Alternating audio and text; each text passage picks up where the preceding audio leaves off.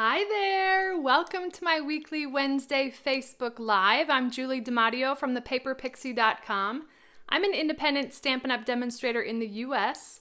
and tonight I'm coming to you live from Alpharetta, Georgia. And I'm gonna share a project from start to finish with you. And as you're rolling on in, say hello and where you're watching from, and we'll get this party started. We're gonna make a larger version of the Tapered Treat Box. When I posted this project last Friday, I had so many comments asking or really saying that it was too small, but you know how I love small boxes. So I decided to resize it. So there's a lot more space. In this version, I'm gonna show you with a magnet, okay? So this is using that Flowers for Every Season Designer Series paper, and we're going to be using the super fun and one of my favorite bundles, the Lovely You bundle. It's a punch bundle with so many different alternatives, so I'm going to show you how to layer those punches there, and there's that sweet Bumblebee gingham ribbon, which is my free gift for orders of $75 or more this month. So that's tonight's box. All right, I'm going to flip the camera. And we're gonna jump into the project tonight. Okay, so again, I'm calling this a Tapered Treat Box. Love the size, the shape of it. This one is basically, it's not double the size, because if you were to totally double all the measurements on this, you would need, I think I figured it out, you would need a 10 by 13 piece of cardstock, and we just don't have that size of cardstock. So this one is the same proportions, just bigger, okay? It's not quite double. But let me show you. I do have a template, even though it's going to look a lot like the same as last week. We're going to do this one with a Just Jade base. Let me make sure I can get all my stuff ready to go. All right. This is going to need a 7.5 by 9 3/4 piece of cardstock. So you can get one of these out of an 8.5 by 11. And on the 7.5 inch side, we're going to score this at 2 1/4 from each side. So just rotate it 180 and do 2 1/4 again. I'm looking for my notes. And then on the 9 3/4 inch side, I'm a little bit out of frame there, we're gonna score this at 2 1/4, 4 1/2, 6 3/4, and 8 1/4. Okay? Did I jump the track there?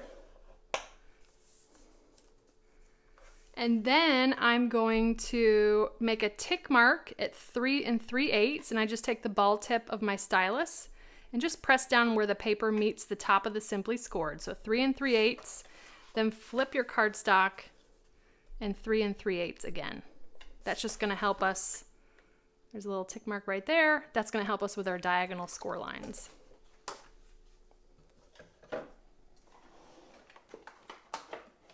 Sometimes I'm too good at cleaning up after myself. All right, let me bring in the template, which is where? Here's the template. Okay, so it's the same shape as last week's, just a much larger size. And then you can see this is printed on 8.5 by 11. This one is to scale. So it does take up most of an 8.5 by 11. You'd have a little bit more wiggle room. You'd have to tweak the measurements a little bit if you wanted to use a whole full sheet of 8.5 by 11, okay? So we're gonna do, let me turn it this way. We're gonna do our diagonal score lines. So where we made those tick marks, we're gonna score on the diagonal down to this intersection of score lines, okay? So I'm gonna take the ball tip and place it right where we made that tick mark. I'll bring the ruler to it, and then we'll score. And it does help to have a cushiony surface. This is like a neoprene desk pad, so it's got a little bit of give.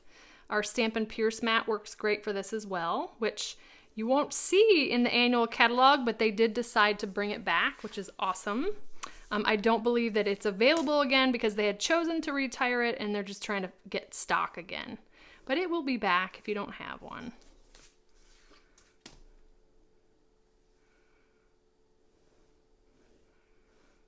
So if you're new to my Facebook Live, I'm live every week at 8 p.m. Eastern Time. I'm just going to fold and burnish on all the straight score lines here. And my dad, John Ferlito, also known as Papa Pixie, joins us. And my brother, Greg Ferlito, joins us as well. I'm older, but he's taller. We're 3 years apart. My brother lives in Ohio, my dad lives in Florida, and I'm here in Georgia.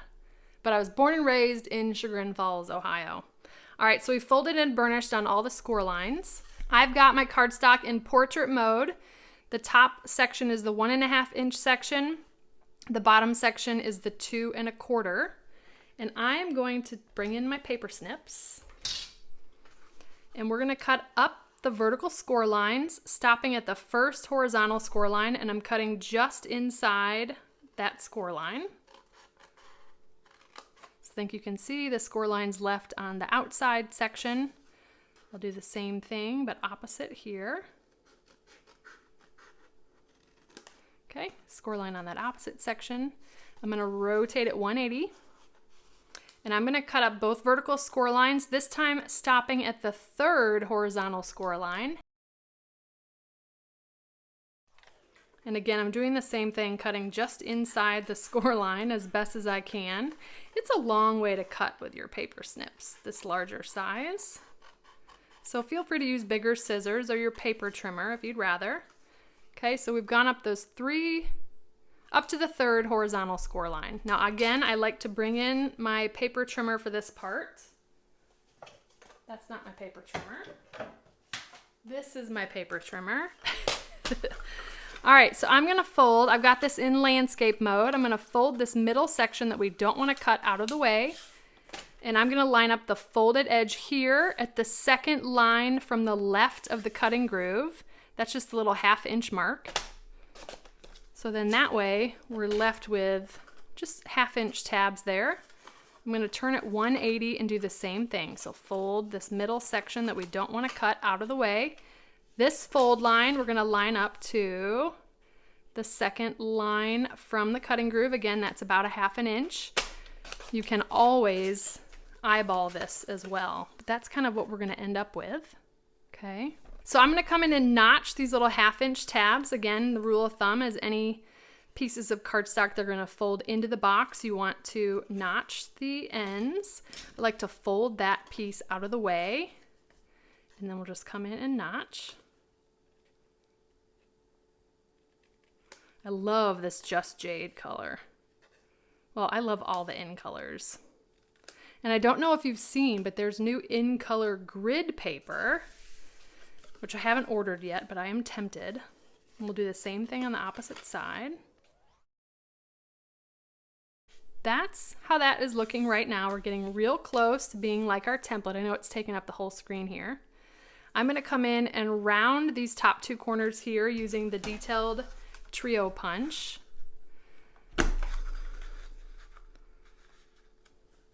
Okay. And then we're going to start, well, now I can fold and burnish on the diagonal score lines. I don't think you need to see the template anymore. So on the diagonal score lines, I'm folding them backwards.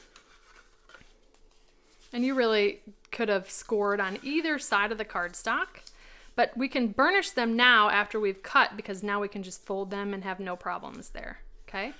So next we're gonna go ahead and adhere some designer series paper. I picked a different pattern from the flowers for every season. I just love this. I was panicking for a second. It looked like it wasn't gonna fit. Okay, so we have 2 pieces and I've got them in landscape. Well, this isn't, it's kind of a directional paper, but if you do have directional, you want to cut it in landscape, and that measurement is going to be 2 1/8 by 2 7/8. You want 2 pieces of that. And then I have 2 pieces that measure 1 3/8 by 2 7/8. Again, both of those are in landscape as well. But one of them, we want to round the corners. Now it looks like these roses are, this is up and down. So I want to round the bottom 2 corners, because ultimately this is the panel and we want to round the bottom corners of it in landscape position. So I'm just going to bring that back with the detailed trio punch and round those 2 corners. Okay. Alrighty, we're gonna adhere the designer series paper, and I'm going to pay attention to how the direction here, because it actually is looking more like this is directional. So the top of this pattern, this one is upside down, this one is right side up, this one is gonna be upside down because it's gonna be the lid, okay? And then this one is upside down. Okay, we don't need to put one here because that is the bottom of our box.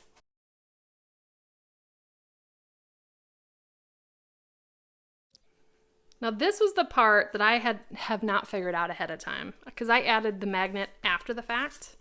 I'm just trying to figure out, yeah, that's not going to work. All right, we're gonna add the magnet after the time, after it's put together.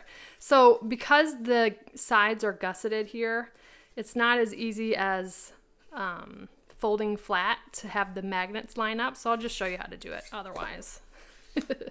All right, so the last thing we're gonna do to put this together is I'm gonna put tear and tape adhesive on these 1/2-inch tabs.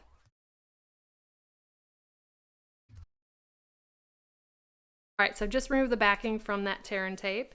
I'm gonna line up this straight scored edge, or this score line with this cut edge here. And it's funny how the Just Jade changes the coloring of the video. And I'm just gonna work my way around. If you had any tear and tape hanging over the edge, just fold it back on itself.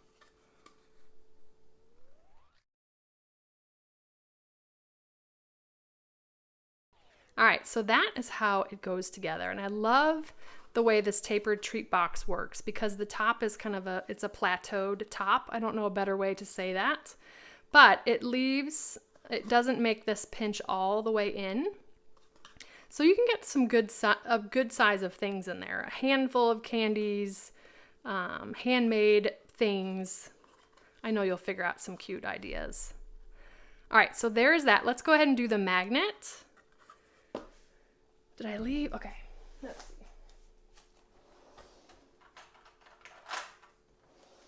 So I order my magnets from Total Element here in the US. I actually think these ones are my spider magnets, but they're around the same size.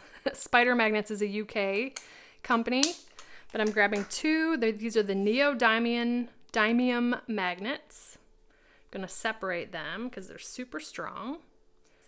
And here's how I did the magnets on the sample. So I'm picking up a glue dot and a magnet. Just stuck a mini glue dot to that magnet, okay? Actually, oh, and of course it's sticking to my take your pick tool. I am going to put this one inside the box first, okay? And I'm gonna go down, oh, I'm eyeballing it, maybe an inch. Okay, just went down an inch in the box. Then I'll take the second magnet and just drop it on the front. I love that. It's gonna line up the proper positive and negative, okay? So now what we can do is take the glue dot and put it on this outside magnet, okay?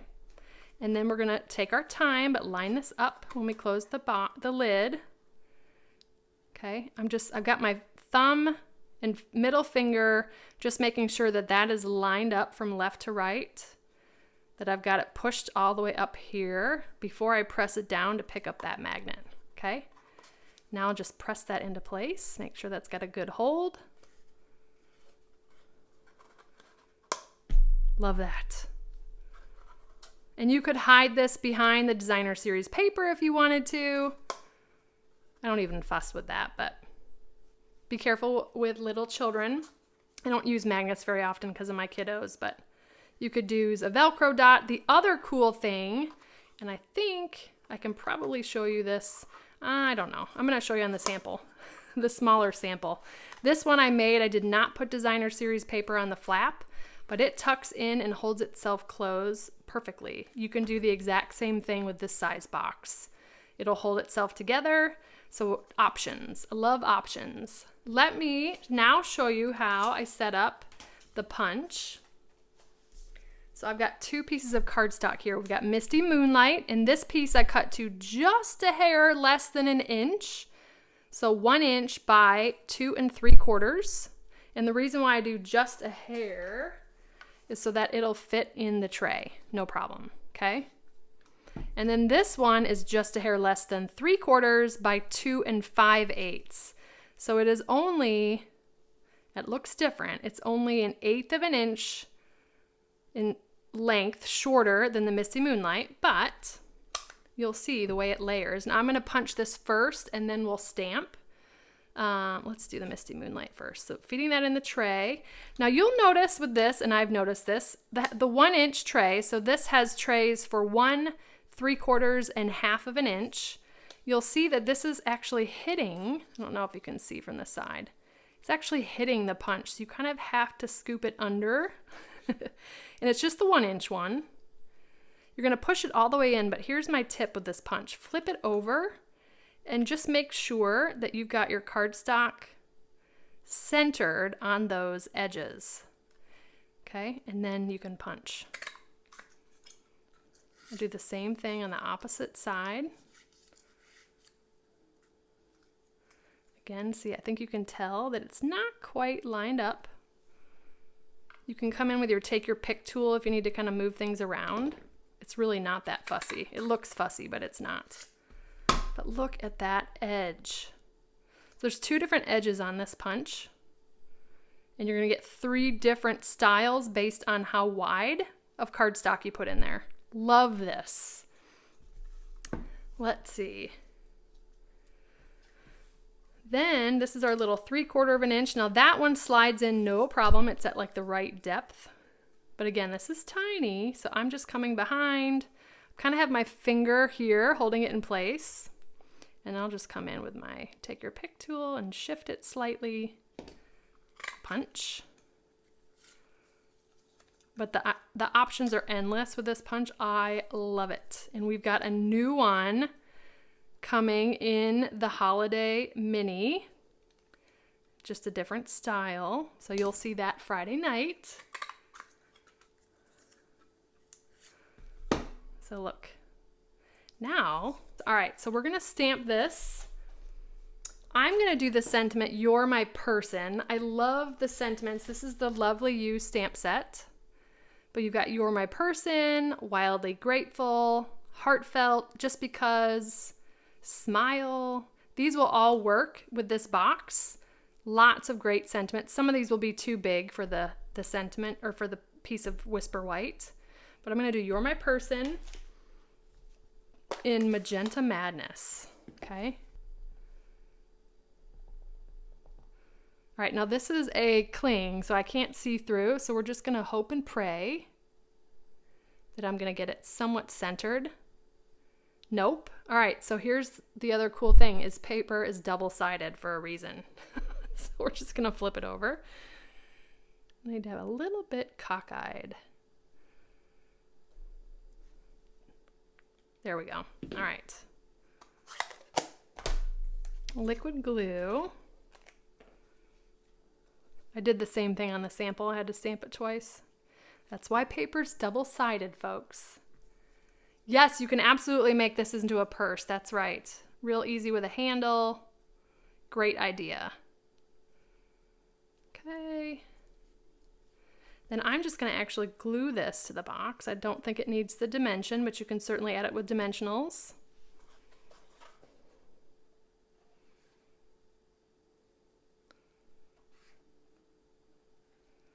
It is so funny. I'm looking at this box and I think I'm going to have to double check my measurements on the starting strips of Designer Series paper. I'll show you in a second. Can you see how this top one is much longer? So yeah, I got to measure it. Pretty much what happens when you punch, just to give you an idea of what starting measurement to do, you're going to punch off about 1/8 of an inch from each end. So add an extra 1/4 inch to the end measurement you want it to be. Hopefully that's a helpful tip. Okay, so let's do a little bit of a bunny ears bow. This is with the Bumblebee gingham ribbon. Okay, so I just do 2 loop-de-loos, hence the bunny ears. Okay, and then I just tie those in a knot. And then I let go with my left hand and pull and zhuzh. The technical term is zhuzh. I'm not wearing my shoes today, and I'm realizing I look like I'm shorter. I don't wear heels, but I guess I wear slippers all the time, and they have a little bit of a sole on them. So I realize I'm lower than normal on my video. All right, so then we'll just come in and trim the tails.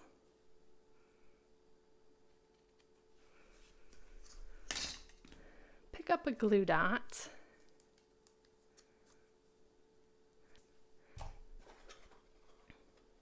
We'll just put that off to the upper left. And then I'm just gonna add, because you know I love my rhinestones, I'm gonna grab one of the small rhinestones. Love the putty end of this take your pick tool. And I'll put that right there in the lower right corner. There we have it. So let me clean up my mess real quick. This is the larger size of the Tapered Treat Box. 2 different colored versions here, different sentiments. I will figure out the dimensions for the lovely labels Pick a Punch. Here was last week's smaller version. This one has the flap tucked in, which you can do the same thing with this box. Or you can close this with a magnet like we did tonight, or a Velcro dot. Lots of ideas. And this measures, it's 3 inches wide by 2 1/4 inches deep by 2 1/4 inches tall, but it does taper slightly at the top. So keep that in mind if you're looking for things to fit. So there we have it, a tapered treat box. Thanks for joining me live tonight. For those of you new to my Facebook Live, I'm live every Wednesday at 8 p.m. Eastern Time for about 30 minutes or so, where I demonstrate a project from start to finish. I always have prize patrol available.